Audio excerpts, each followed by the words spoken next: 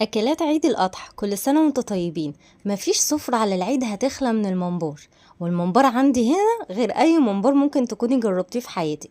هعرفك ازاي لونه يطلع حلو قوي كده، وكمان سر الخلطة بتاعته. زي ما انتم شايفين كده البصل بتاعنا خدنا منه كمية صغننة كده وحطيناها على جنب وتبلناها. البصلة المتبلة دي هنركنها على جنب دلوقتي خالص، مش هنستخدمها. وهنجيب بقى صينية على النار فيها معلقة سمنة وعليها بصل، ونبتدي نحمره ونحط عليه الصلصة وكمان الطماطم بتاعتنا، وهنبهر برضو الصلصة دي. وهنجيب بقى الرز بتاعنا يكون مغسول كويس، وكمان الخضرة والبصلة اللي احنا تبلناها وفي الاول وقلت لكم اركنوها على جنب خالص.